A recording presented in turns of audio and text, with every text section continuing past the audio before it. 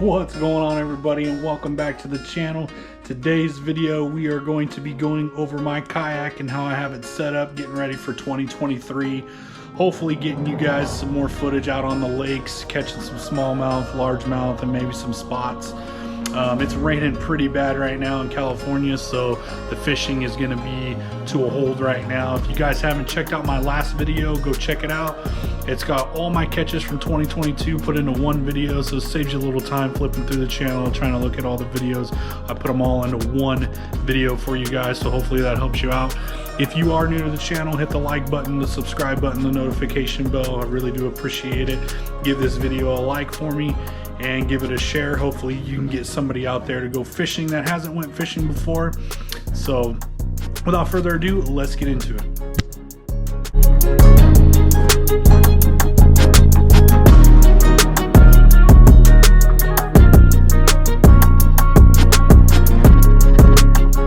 Alright guys, this is my Hoodoo Tempest 120p pedal drive kayak. Gonna be something that I'm gonna take out on the lake for you guys in future videos, hopefully catch some fish on. So let me give you guys the rundown. I'll start in the front and work my way to the back, what I've done to it, what I plan on doing to it, and how I have it set up. So coming up to the front, you guys have your drain plug. Now there's tons of videos on these kayaks, you guys can check them out. I'm not gonna get too in depth with it, but I'm just going to give you guys the basic rundown. So drain plug here works very, very well. Carry handle, nice. Front compartment storage has these locks here, just kind of push them out like that. Get water in this. It does have a drain plug right there, probably kind of hard to see, but I just keep some extra bungees, some paracord, my strap to tie down on my truck, and some extra parts for the pedal drive and screws and whatnot. And then those lock just like that. Just push them forward, keeps it down. Pedal drive system here goes forward and reverse, if you guys can see that. Having the reverse is tremendous, guys. You're gonna want to have something like that, especially if you get into a good spot where you're catching fish and you're in some current. You can actually, put it in reverse and get back to that spot where you're at, so you can continue to catch them. The bar sits down here in this groove, and you have these locks. What I did find were they do have shims for these to kick these lock pieces up higher, because what happens is this bar doesn't sit down all the way. So when you go to lock it, this doesn't want to go over the bar. So you need some washers or some shims or something like that to go under these lock pieces here on both sides, so they'll go completely over the bar for you. But other than that, it's great. I've already taken it out. It works pretty well. I did have an issue with it though. Let me move these boots out of the way here. My issue with this was I had tons of water in the hull underneath, and I couldn't figure out why. I asked some of the guys on the Hoodoo forum page like what it could possibly be. Basically, they were telling me that some of these kayaks from the manufacturer, where the upper part of the kayak and the lower part of the kayak meet, it's not completely sealed all the way. And I did an air test to this. I took a shop vac, plugged it or taped it over here to the drain plug and pushed air through, and I actually had air coming out from in here. I don't want to move all this, but basically this lifts up and this drops down in there. But you can kind of see in there where I have put some sealant on there, some waterproof marine sealant all the way around to kind of keep that water out of there. And I also went ahead and did sealant, waterproof sealant on the sides of the kayak too, just wherever there's screws and stuff like that, so no water can actually get in there. But that's the pedal drive system. It does sit all the way down in here. This piece here ends up there, and then you lock it forward so it doesn't come out. Very, very nice. It comes with some pretty awesome Scupper hole plugs. These are really, really nice. You can run your kayak with them, or you can run your kayak without them. Totally your preference, whatever you want to do for that. Very, very nice upgraded seat that are put on to these gear tracks here. You have all this adjustability forward and backwards and here as well, depending on where you need your seat and how you want it. 2 locks on each side, lock down into the mounts for the gear track.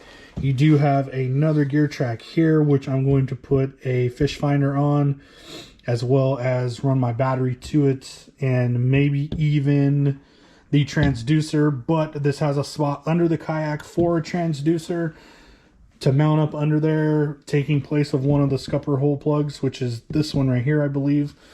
Coming around to the other side is the paddle holder that I went ahead and mounted to the gear track itself. So it is a good idea to have it here because it's handy and it keeps it out of the water, but mounting it to the gear track, not only are you taking up space on the gear track, but as you can tell here, it is kind of in the way of my lock for my hatch to open. So I think I'm going to end up changing that and taking the one that it came with and mounting it to the side here, just so all this is free and clear. But I don't know yet. I haven't decided. I don't really like drilling holes in my kayak, so we're going to think on it for a minute. PFD, very, very important to have when you're on the water, guys.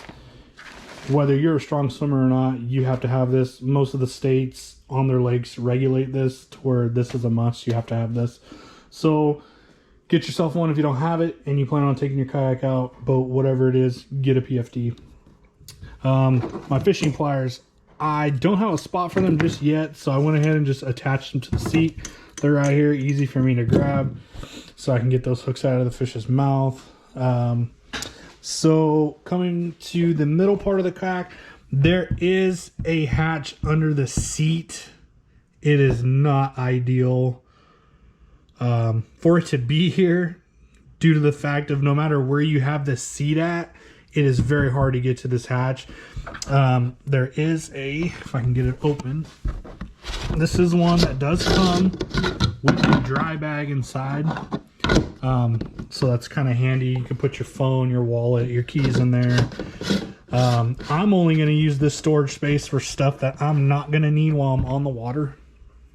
Keys, phone, wallet, that kind of thing. Just to keep in there. Not anything I'm going to need, while I'm out there. So that's what I'm going to use it for. It comes with this strap to kind of hold the back part of the seat down. It does still kind of come up, so it's not very handy, but we definitely can make something to fix that. Coming back here, you have a storage back behind the seat, which is nice. Comes up with a lid, has a drain plug. A lot of people who have these kayaks, I looked at, like what they actually use this for. People use this for a cooler. They'll fill it up with ice, put some drinks, some snacks. They'll even put small trout in here if they're going to keep them, which I thought was pretty freaking cool. So no idea yet what I'm going to use this for. Probably in the summertime, I'll throw some ice, some snacks, some food, that kind of stuff in there and use it that way. It does have this pretty solid bungee that comes all the way over and latches there, keeps it nice and tight. You do have 2 rod holders. Again, this is why I want to move the paddle on this thing, because it does cover up one of the rod holders there.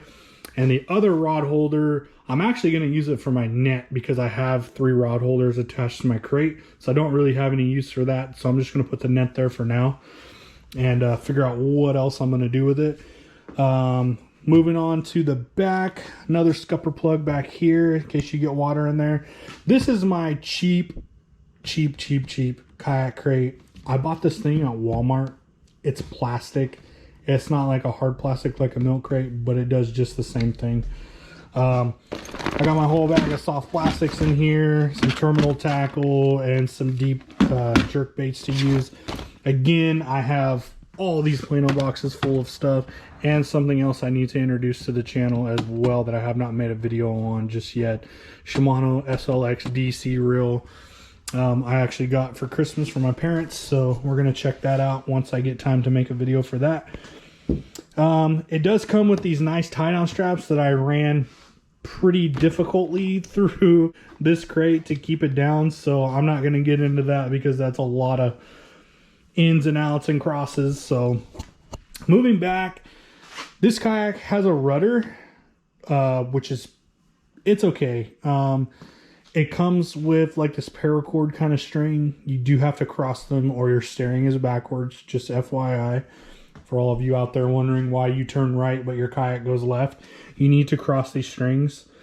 I eventually want to swap these out and actually run some wire or some like heavy duty cable through here, because this string does stretch quite a bit.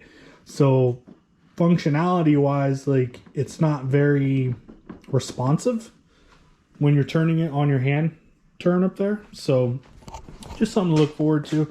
It does have a string up front that actually brings this rudder up and locks it into place. So when you come into shallow water or the launch ramp or something like that, you don't scrape it. Which is controlled up there by this guy. It runs alongside the kayak here. Nice little handle, and you can lock it up or down depending on what you want to do. Moving back over here, you do have some gear tracks back here as well. That you could put for a GoPro mount to film an overhead view of you fishing if you'd like. I haven't got one of those yet. Not sure if I'm going to, because again, that's another battery that I'm going to have to buy to support that, which I'm not wanting to do right now at the moment. I did take up the storage here. I took all these screws out and marine siliconed it, so it's watertight. There's no water going to get into that. And again, on this side, I forgot to mention, this is how you steer with the rudder, a hand steer. So all in all, it is a good kayak. I do like it a lot. There are some things that I do want to do to it and change, but that's going to come in time, guys. 3 rod holders here on the crate. I just zip tied them on there. They're not Yak Attacks or anything like that. There's just some cheap ones I bought off Amazon. I figured if I took a spill and this kayak or the crate came out of the kayak for whatever reason, I won't be out some decent rod holders. And I have a few more over there on the bench that I haven't put on just yet. Alright guys, well that's going to do it for today's video. Just a little rundown on the kayak, showing you guys what I've done to it, what I haven't done to it. Hopefully this video does help whoever's out there looking at this kind of brand kayak. There are some things that you do have to do to it when you do get it. You'll have to put the rudder on, put the seat on, that kind of stuff. I would advise to marine silicone anything that has a nut and bolt on there and double check it to make sure it's tight, because usually it doesn't come that way, but that is something that I would highly recommend doing. But yeah, so hope you guys enjoyed the video. Thanks for tuning in. I really appreciate it, and get out there and rip some lips.